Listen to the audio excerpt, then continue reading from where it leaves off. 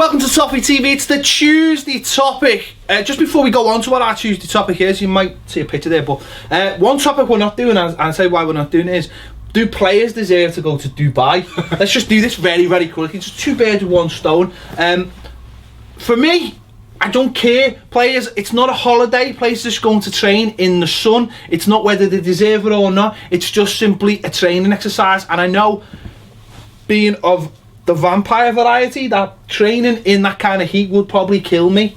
So the vampire variety. Well, yeah, I just burn like a blade when takes the sun comes up and it's like, that's me. I've got that Germanic gene pool though, where I get into trouble as well. Yeah. I'm quite fair, you know what I mean? Well, I'd have issues. You strike me more as the master race kind of thing, you know what I mean? You've got Hitler vibes. I'm not saying you've got Hitler vibes. That's a sound. Not saying you've got Hitler vibes. I mean, I know you come from Stoke, but there's not Hitler vibes. You just probably would have been alright though, that's what I'm saying. You probably would have gone away with it. I would have. You would have gone, you're in the youth kit. But I'd have struggled again on a training camp in Dubai, just like you, mate. And I think they'll be worked hard all week, and for people to say they don't deserve it because they got knocked out the FA Cup, I just think it's utter bollocks. But it's not anything new though, is it? No! This has been going on for years now. So I saw a reaction to it this morning. Don't get me wrong, when I looked at it, lads, I'm not messing. Monday morning, get into the office, load up Twitter, obviously. I started work first, obviously. I load up Twitter and I see that,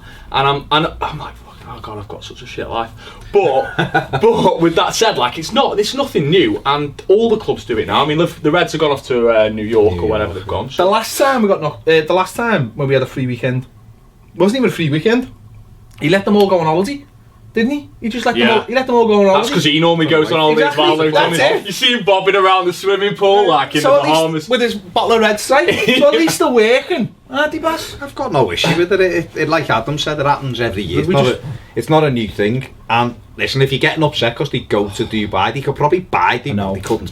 You know, they definitely couldn't buy Dubai. But they could buy Rill. You could buy, easily buy. You could probably buy Rill. To be fair, I think at the end of the day, people, they've got a lot. Yeah, there's other things to get upset. Do you know when it was? I'll tell you when it was worse. When they got beat 5-0 by Man City, and then Duncan paid them all to go to Tenerife or somewhere like that. Do you remember that? Last game of the season? Yeah. 5-1. At Main Road, we got beat. Oh, Main. We got beat. No, it wasn't beat. We got beat anyway. We lost the last 3 games of the season. We got beat 5-0 or 5-1 by them, and then it came out that they were all going on holiday, and Duncan had paid for it all. And that's when there was fume. How dare they go on holiday after being beaten 5-0? Yeah. And Liverpool got beat 6-1 by Stoke.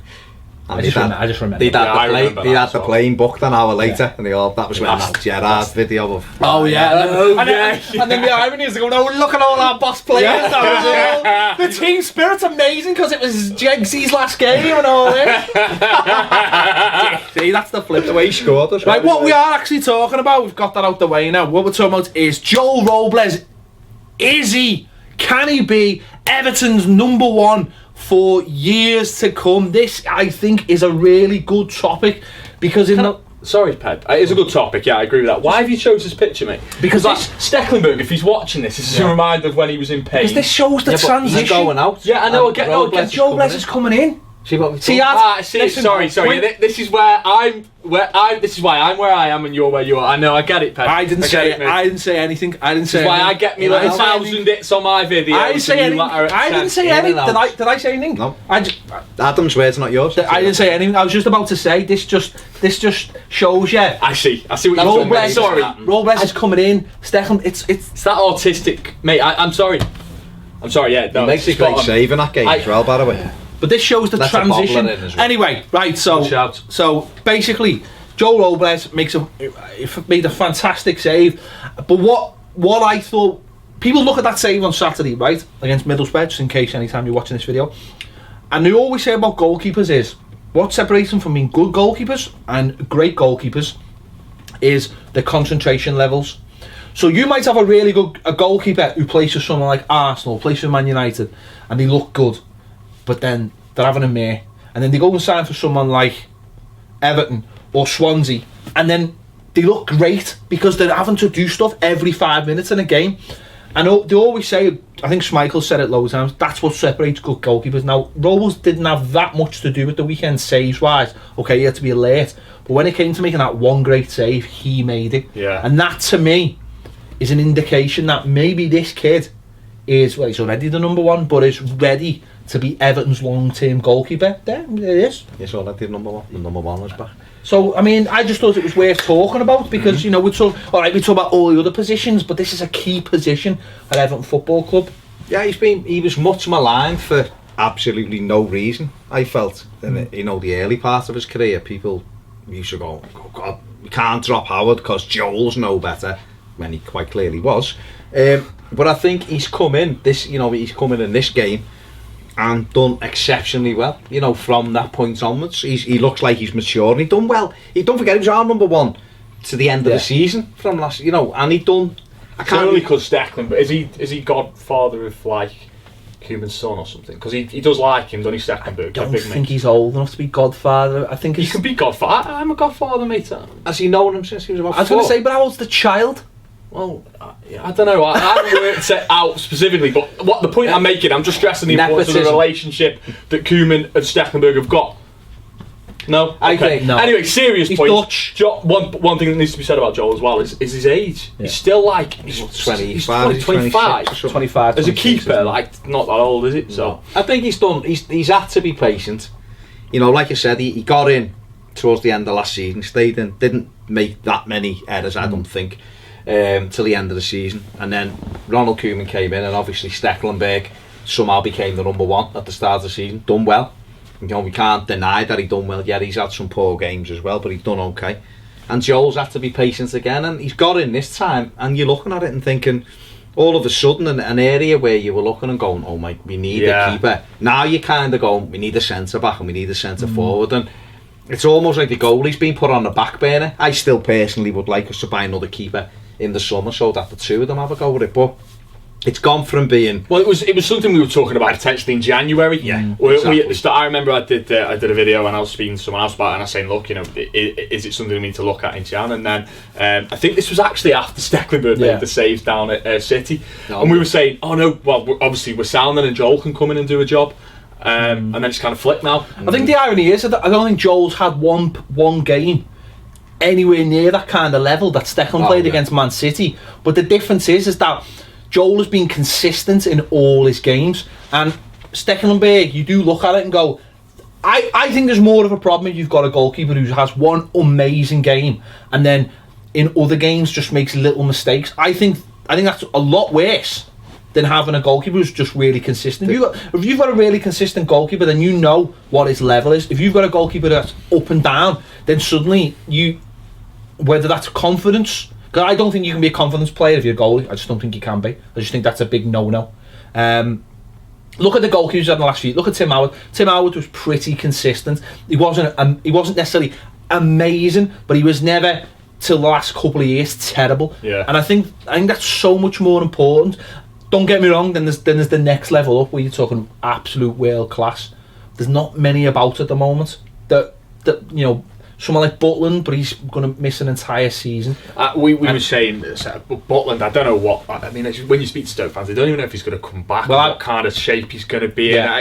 It's tough for him, to be fair. And I was saying to Baz, like I kind of know somebody who works for his agent, and I was saying last season, what's the chance of us getting hold of him? And he was saying at that point, it's Champions League, mate, for him. But obviously now, anyway, the point I think I'm making is we wouldn't be able to go in and take a punt on Butland now because it'd be mental because we don't know where he's at. His injuries, and I don't even know when he's back. His injury's really bad. I remember telling the lad who does Stoke TV told us that it is really bad, and again they don't know. So you're scratching your head looking around then, and you think internationally there's goalkeepers you like.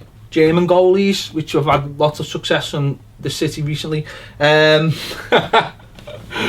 but there's Leno and Horn are quality. They are quality. But I think what's interesting about this lad is, you're right, there was a time, like you say, where, especially when he come in for one-off games, and he was, you know, he was terrified of crosses. I won't make any jokes. He was just terrified. The Arsenal game in the cup, come on, he was flappy as hell. Well, everyone was flappy in that game. Can I just finish my point? Thanks, Baz. Always interrupting me. You've been told, Baz. It really annoys me how much you interrupt me in these. Alright, lads, go on. But what he's done is, what he's done is he's grown as a goalkeeper as he's got older. He's learned. He's got rid of that goalkeeping coach. That might have been a big help. Yeah, might have really progressed. Fella What was his name? Inibaka. Yeah. I can't say anything. I'm not going to say it. But he stepped up. Yeah. He stepped up. He's got better. He took the reins towards the end of the last season, which couldn't have been easy. Tim Howard coming under a lot of criticism, but at the time, Martinez was just, Do you know what I mean? It was like Martinez didn't know what was going on, and he could have flip flopped so quickly if Joel had a couple of bad games, because it's the easiest thing in the world to buckle under pressure. But he didn't. He played really well, consistent at the end of last season. Summer, he's brought Stekelenburg in, really just as a familiar face, I think. A lot of managers do it. Just bring in a player who you know. I remember when Houllier took over at Liverpool, and he brought Jean-Pierre Ferry in. Exactly. No one had ever heard of him, but because he was this fella who would come and glass, basically. Know what was going on in the team. He was a glass. And then, like, people like, you know, he got rid of a few. You wouldn't get that with... Well, you might get a keeper who's a grass, but you because they train separately, there is that. But they're still in the chain. I suppose there's still... That comes on to my next point. Goalkeepers literally train each other. So it's important to have... It is important, ex-Everton managers, to have a strong number 2, because it helps train up the other goalkeeper. Yeah. And I think this is another reason he brought Stekelenburg in. He knew him, he could trust him. He might not want him as number 1, but he might be a brilliant trainer. Someone who's prepared to train all week and then say, you're not playing. So that was another key. And I just think when at the end of the summer, he had to pick one, and he just picked the one he knew, basically. I think there was very little between them in the summer. And Joel said that he was pissed off but he never wanted to get off. And I love that attitude as well. I love the fact that he wanted to stay and become Everton's number 1. I think that the thing you said before about the concentration as well, it was key on Saturday, of course it was. But if you think back to the Crystal Palace away, 0-0. He didn't have anything to do. They hit the bar early on, other than that, he had nothing to do. He makes that save from Scott down with 5 minutes left. Yeah. We then score. Man City at home, we were 3-0 up, and Aguero's had 2 shots, and he's had not much to do, and he pulls off 2 great saves. And that's that little bit of maturity maybe coming into his game. And plus, he loves it, doesn't he? You see the pitches that are on when we score, and he's got the shirt over his head. Bombs up. How did he get? I don't know. And he's fast, mate. And he's fast, especially with that arse. How did he get that? Tremendous. My missus thinks I've got a thing about Joel's arse. I have, I'll admit it. For all football. It's a good arse though. You got to say when it's a good arse. It doesn't, you know what I mean? It's like he's got nothing on it all. No, but how did he get? I've no idea. But anyway, that was great. That was the kind of thing you're talking about. See that he wants it. He wants to be the number 1 goalkeeper at Everton Football Club. Now, okay, we see. I've criticised him a little bit. I mean, the win against Liverpool, you can do it for Liverpool. No, I know. I'm just saying people criticise that. The free kick against Burnley, could he have? Hull, yeah. Yeah, I was going to say. Could he have been there? Could he have saved that? They're little things. Yeah, I was going to say that one's pretty critical. I know. That's just me being a bugger. That's giving him for that. But what I would say is literally like going full circle. What we're saying is, you look at the goalkeepers that are available, and you start scratching your head. Joe Hart stands out straight away, and you go Joe Hart, and then you go, Joe Hart's a good goalkeeper, but is he £25 million better than Joel Robles? I think the thing with Hart is there's 2 things with Hart. A, he's a big character, as Ronald Koeman would say. But okay. And B, he's a big name, isn't he? Whether it'd be the whole thing with him. Obviously, with Joe Hart. 7 letters. So there's that aspect to it. I think when you're looking around, like I've said, I've mentioned Leno, who I think's quality. I've mentioned Timo Horn, who I think's quality, and wouldn't be £20 million goalkeepers. I know the manager likes Fraser Forster, but like Adam said before, he's kind of dipped a little bit from what he was, but that could be he might need a new challenge. There's also Tom Heaton, who we've been linked with before, who we think's a goalkeeper. After that, you're looking around going, right, okay, well, who else then if we're not getting one of them? I see people mentioning, Pickford, boy, gosh, he got injured, didn't he? But he's one who they might go for. So if Sunderland go down, which, it's in the mix at the minute, you might be able to go and get him, and he comes in as the number 2 to Joel. Yeah, maybe. I don't know. It's my worry with someone like Pickford is, and it might just be a fear that is nonsense, is that you do expect that little dip at some point, and you almost want them to have that dip at the club they're at already before they come and, you know... But wouldn't he be an ideal number 2 then? Would he want to be a number 2? He's a number 1 at a Premier League club. But he won't, at the moment. That's what I mean. That's what I'm saying. If he goes it's true down, though. It's a good. If they go down, then he's got an opportunity to be number 1 at Everton. Now he might come in and he might go with Joel, and then he's got to bide his time. I don't know. It's just. So what would it take? What would it take if you were the Everton manager? What would it take for you to replace Joel Robles in the summer? What you know? What would you be looking at? Because I think he's number 1 now. I think Stekelenburg, as I said, Stekelenburg never expected to be number 1. And I don't think he's asked. I think he's a journeyman goalkeeper who could have been a world class goalkeeper before. I think, did he have a little bit of an injury when he moved to Roma? I think he had a bit of a dodgy. He made a couple of bad shots. And he went to Fulham, and then he's went to. I don't think he gave some monkeys. I think what the manager's probably said to him is, "Listen, I'll give you a 3-year contract," and that for him is 3 years in the same house, basically. I don't think he gives them monkeys to be. I mean, I know he probably wants to play, but I don't think he's going to be knocking on the door. He was probably told at the beginning of the season, in the summer, what his remit was going to be. I think he come in as number 3. Yeah, well, I do. I think it was a familiar face. I think he come in at number 3. The manager went banged on all summer about buying a goalkeeper. That's what we. Yeah, that's why, because that's what we all expected because of the comments that Koeman had made. We all expected Joel, didn't we? Yeah. Well, at the end of the day, it was that was literally pulled it like 5 to. It was pulled it like 5 minutes to. Do you know what I mean? Which was strange. For me, if he keeps on going the way he's going, I honestly don't know how you could say to him in the summer, like, "Look, mate, sorry, but we've brought this fella in now," and I don't like, especially the names that you've said. I mean, I'll only answer. I don't know too much about the lads that you've mentioned there from GB. I need to play FIFA more. I was saying this, man. I ain't got FIFA anymore. I need to play. Champ man. I think these are more champ man. Are they? Yeah. Or Bundesliga highlights. Bundesliga highlights. Yeah. Well. You'd actually see them. I haven't got BT Sport. That's an issue. Yeah, ITV4. ITV4, did I? Oh, no way getting out of this. Next time, I promise I'll watch more Bundesliga and I'll come in and I'll say. But now I think the only thing I'll say about that, and we can't fall into that trap as well, because I think I think we're going to find this with some of our players.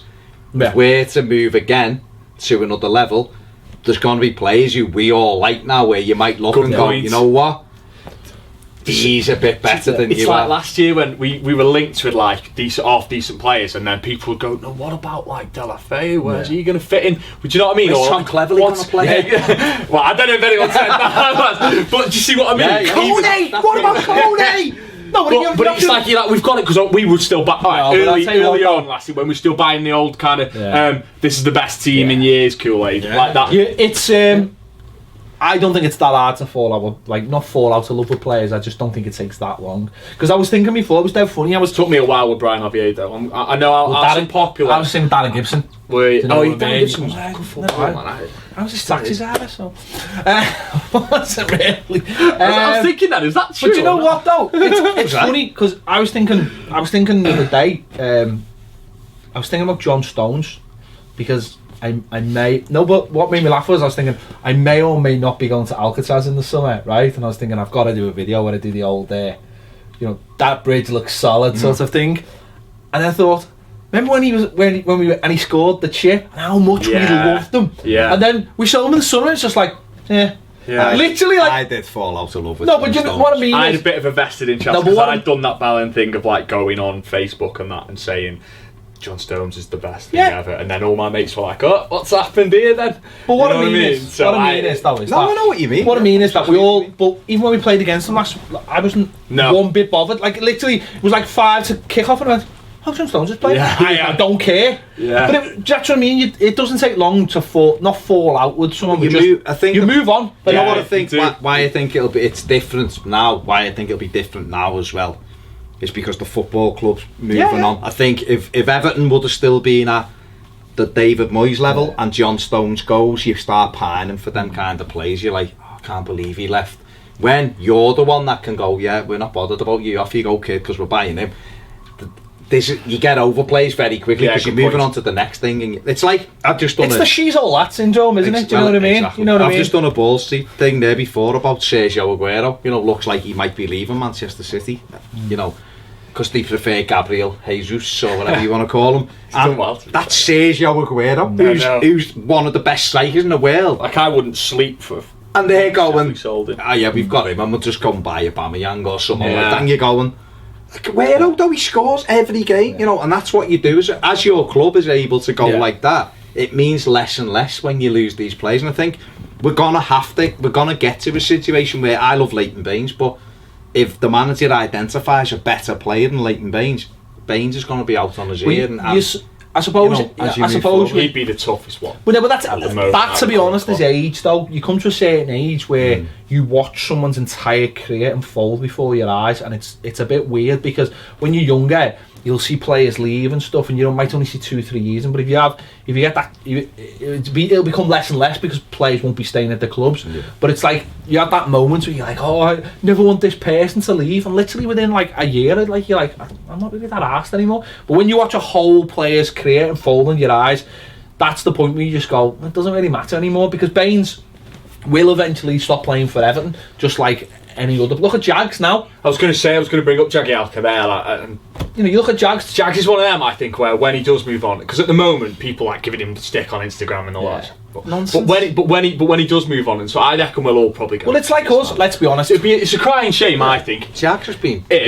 I think there's certain players where you can point out in the recent era and say it's a crying shame they didn't win a trophy. Well, it's like 12 months ago. I think Kale, all of them. But anyway, but Jagielka's. Look at that. He's another one. Arteta. You just go. Even you're sitting on the bench at Man City and you were like, oh, Arteta, and you were thinking people cried over him, and some people are still crying over them, and that's up to them. But I know, he left in his own way. But it's like Tim Howard. Oh, really? But Tim Howard this time last year, the things that people were saying about Tim Howard, right? Yeah, fair enough. But then, as soon as he left, I was like, I know. Thank you very much. When he did that speech on last day, the Norwich game, I was like, when you and it's we've sort of strayed away. Yeah, we have. Yes. But anyway, we have. We've got Joel Robles. One thing I would say about Joel Robles is, if he's not number one next season, he won't be at the club. I mean, and that's fair enough. Because I think if a better keeper comes in and replaces him, he does deserve to be number one somewhere else. And I think he'll have done it. He'll have that in his locker, won't he? That clubs will look and go, he's actually a good goalie. We'll have him. Whereas I think potentially probably up until this season, people might have still been going, not really sure about him. I think now, looking at his performances, and if he carries on in this vein of form, I think you're right. I think clubs will look and go, he's a good keeper. It might go after him. You know, it might be a Spanish club, it might be another Premier League club. Yeah, especially what you're saying there as well. The way he's performed this season, if he continues that on to the end of the season. This is now the way that he had to deal with that with Martinez last year. Like, he deserves to be number one. Well, this is now the third season in a row that, and it's in various degrees, that he's come into the team off the back of Tim Howard. Was Tim Howard suspended or injured? He got it. First time he got it, he was injured. He got him for 3 games, kept 3 clean sheets. The 4th game, Howard came back, threw one in against Chelsea, and there was our unbeaten run. Gone. Then had to wait another 12 months to do it again. This time he got in and stayed in, and then now he's in again because of an injury, and it looks like he's going to stay in again. So if it comes to the summer and the manager decides he wants a better keeper, I really hope it's an absolute top class goalkeeper, because if it's not, I think it'll be, unless he has an absolute shitty end of the season, I think it'll be tremendously harsh on the lad. Yeah, I agree. I agree, but I think he's just got to keep doing what. Stop looking at his ass. I'm not looking at his. I think he's just got to keep doing what he's doing. But I do think that I do believe the manager will go after the goalie in the summer. I do, because it might be that he doesn't think. It'd be remiss of him not to, wouldn't it? Of course. He has to, because he has to keep bettering people, but also push people. But if he goes and buys like an up and coming goalkeeper, then that might be to push Joel. If he goes to buy an older, experienced goalkeeper, that might be to be as a good second goalkeeper and be that training partner. Because I do think that's a big thing. I think the goalkeepers have to have a really good relationship. If he buys a Timo Horn type player who's 23, 24, then essentially he's the number one, isn't he? Yeah. And it will be harsh on Joel, but he will be. Like you said, there'll be a few of these decisions where people look and go, what does he have to do? Okay, we finish it off now. What does he have to do for the rest of the season? 14 clean sheets. Yeah, okay. Not asking much. No. I think he's just I think he's got to keep doing what he's doing, as you said, and then games where he doesn't have a lot to do, and then all of a sudden he's called into action, he pulls off saves like that. If he continues to do that, because he will make mistakes. All goalkeepers make mistakes, but I just think ultimately it's a goal. That's exactly. I think before you made a really good point. That's the old cliche, innit? Like when it's the keeper, and obviously. Because I think before you made a really good point about leadership. I think for me that was one of the things that impressed me last season was how vocal he was in those games where Goodison was early sided. Yeah, you could hear him barking, and you never heard that from Tim Howard, but you could hear him barking, and straight away you felt like he had a presence at the back and was helping. Because was it Martin, as you said, like the goalkeeper helped us.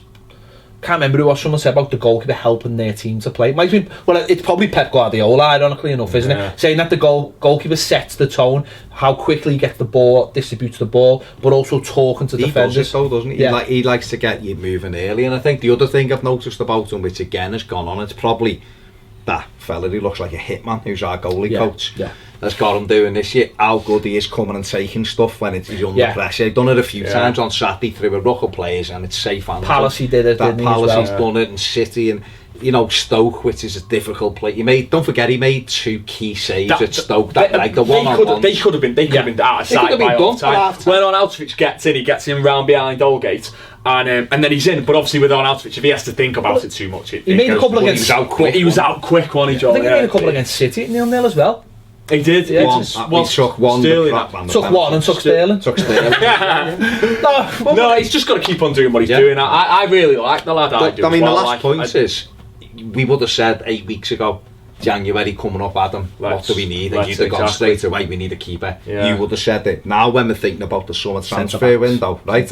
No, but obvious. Think about it now. If you think ahead to the summer window, is the goalkeeper one of your first things? I'm thinking couple of centre backs. Not unless they're top class. Yeah, when I'm thinking first and foremost, I want a couple of centre backs and I want a couple of centre forwards, and then I go, and if we can get a goalkeeper in who maybe want to push Joel and have 2 really good ones there, then that's that, and that shows you for me how well he's done. That I'm not going, we need a keeper. So. But there you have it. Let us know in the comments what you think. Can Joel be Everton's long-term #1 goalkeeper? If not, give us some suggestions of the goalkeepers that could be. You've heard a couple off Baz there with his hipster German stuff. I'd rate with Tom Eaton, like that's as glamorous. I want Pickford as well. I want Tom Eaton, I want Pickford, and no else. And Jack Butland. Jack Butland as well. I didn't realise I was from Wigan. No, you're not. Red rubbish. Yeah. No, I can do it. You can do it. I can do Stoke as well. I just don't want to do don't do Stoke while he's here. Wouldn't be very nice, would it, Ducky? That's what they say. It's just what old women say, Ed. He spends a lot of time around old women. He's evidently. And also they go, when they go to Chippy, they go, can I have a push on chaps? Nobody does that. No, absolutely nobody. Ped's like, they do. He lives there. Chaps. When you go to Alton Towers, they go, do you want some chaps? It's the Captain Cowboys living chaps. Chips. See? He doesn't know that's what he's saying. He doesn't know that's what he's saying when you say things. Fan blood, you know what I mean? He said fan blood 18 times. I didn't even notice. Didn't even know. It's like things you don't notice in Stoke, like wasps around like bins. At Alton Towers. It's like that everywhere in Stoke, they just don't know. Anyway, thanks for joining us on Toffee TV. Big thanks to Adam for joining as well. See you later.